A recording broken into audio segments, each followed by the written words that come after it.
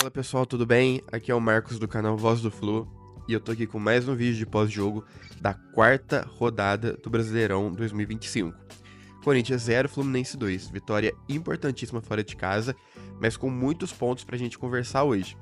Então já deixa o like, se inscreve no canal, segue a gente também no TikTok, a gente tá bombando por lá, o canal tá crescendo legal. Ativa o sininho e bora pro resumo desse vídeo. Apenas deixando aqui pra vocês, tá? Eu tô meio resfriado, vocês vão perceber aí na minha voz. Então eu peço perdão aí, né, se o vídeo ficar com a minha voz meio fanha, mas infelizmente, né, o trabalho não para. Então é isso, deixando esse contexto pra vocês. O Fluminense entrou em campo com o Fábio no gol, Samuel Xavier e uma observação do Samuel que ele tava com a braçadeira de capitão. A zaga formada com Ignacio, Freitas e René. E o nosso meio-campo contava com 3 volantes, Bernal, Martinelli e Lima. Nosso trio de ataque, Canóbio, Arias e Cano. Permanecendo o mesmo time de Mano Menezes. Até agora o Renato não fez nenhuma mudança no time titular, desconsiderando nesse jogo de hoje o Bernal. No geral, eu gostei da escalação, dentro do que o Renato Gaúcho tinha para montar. Sem Ganso e sem Thiago Silva, foi o possível.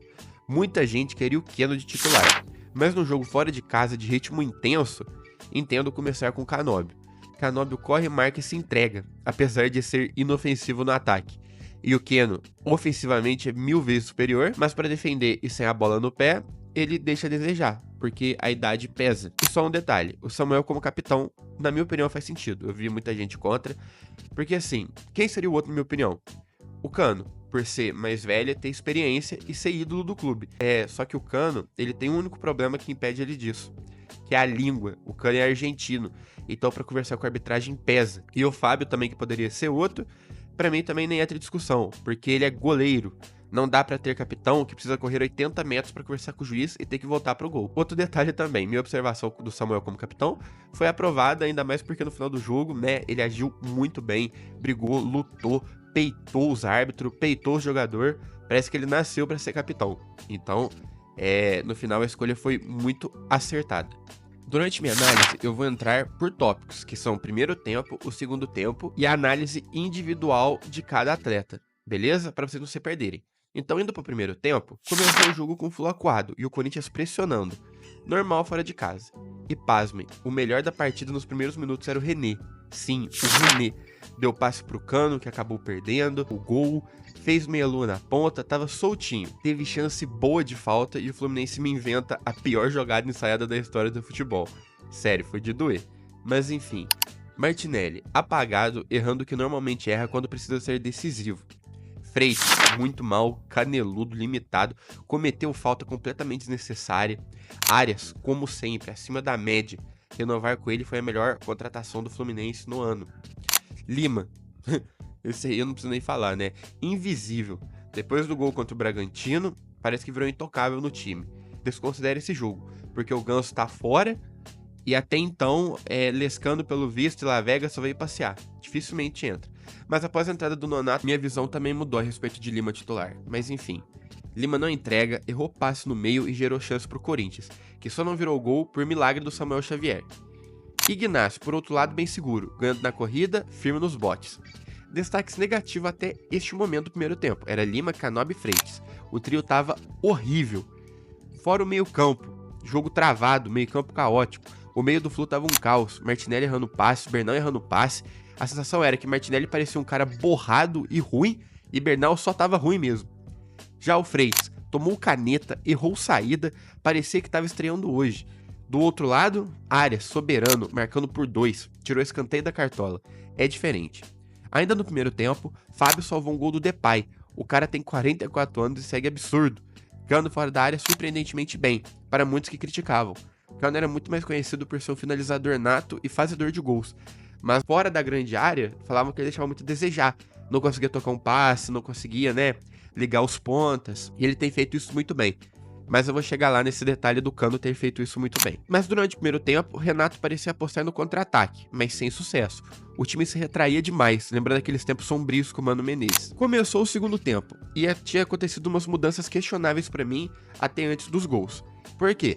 Lescano e La Vega, pelo visto, vieram pra passear mesmo. La Vega nem tava nesse jogo por estar doente, mas o Lescano entrou no final, faltando 2 minutos pra acabar o jogo. Mas o Renato tinha me vindo com Nonato, Fiquei muito irritado na hora, porque o Nonato, durante a partida, né, teve um momento que ele quase entregou o gol, e só não foi porque o Ignacio estava impecável na partida. E Renato, por medo de perder, parecia engessado demais, e o medo de perder tira a vontade de ganhar. Martinelli mandando bola para arquibancada quando tentou inverter. Canóbio sofria falta, mas produzia pouco. Começou o ano voando e agora é a maior decepção até aqui. O jogo seguiu horrível, até que um golaço do René, uma sapatada de fora da área. Após um bate-rebate, a bola sobrou para ele e afundou o gol, justíssimo. E como que essa bola sobrou para ele? Uma linda jogada do Cano fora da área. Cruzou para dentro, teve o bate-rebate, a bola sobrou no pé do René. Aí entra aquilo que eu falei do Cano, ele melhorou muito fora da área. A gente raramente via isso dele nos últimos anos. Dele cruzando bola, dando passes bons, fazendo inversão. Então, o Cano melhorou muito nesse aspecto. Eu acho que isso justifica muito a titularidade dele.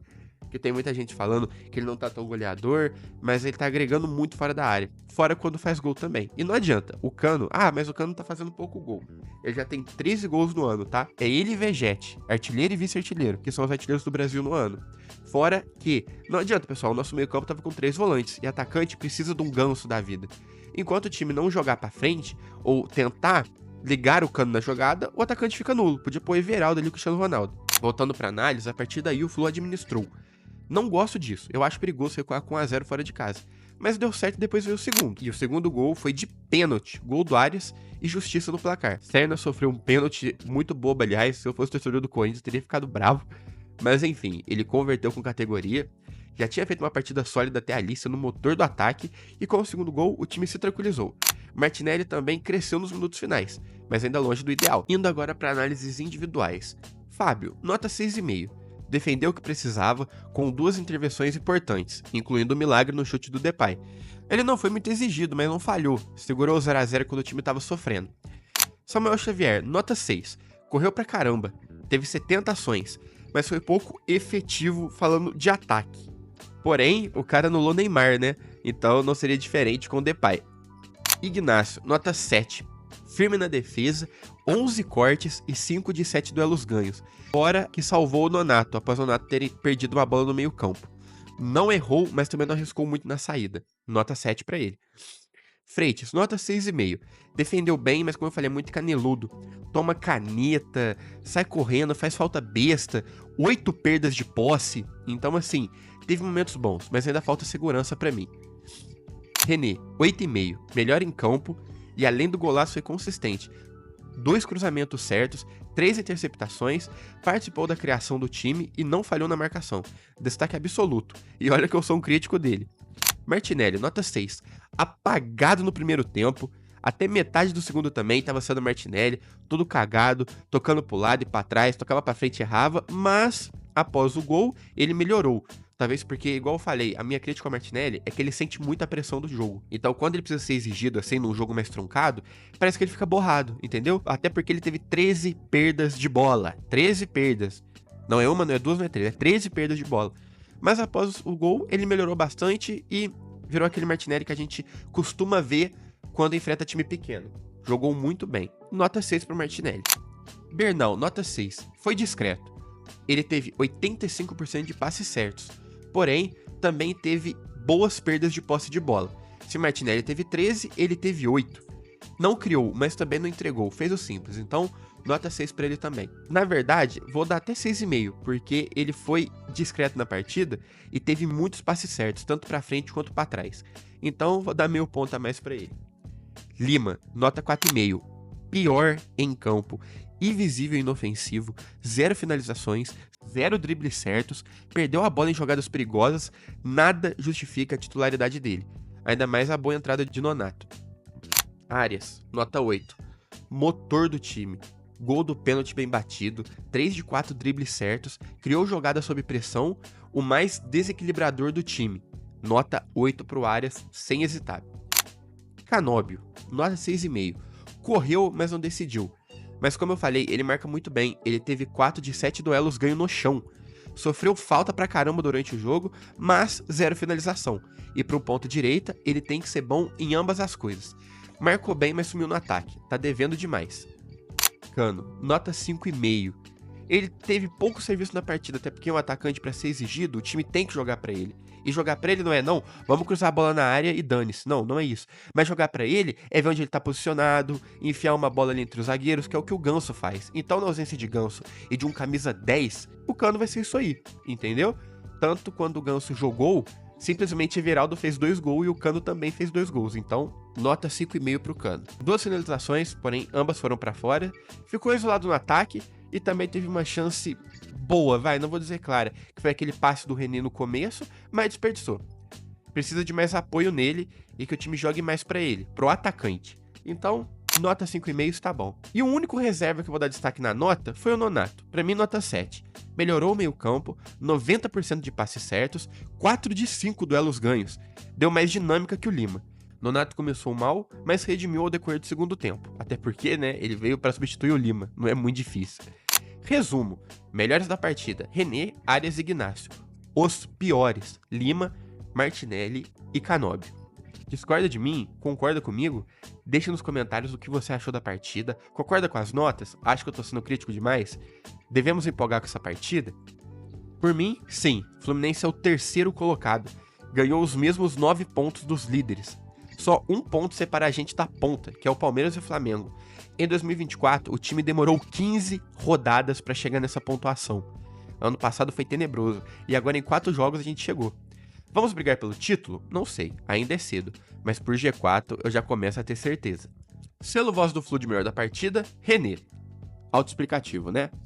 E nossa análise vai ficando por aqui.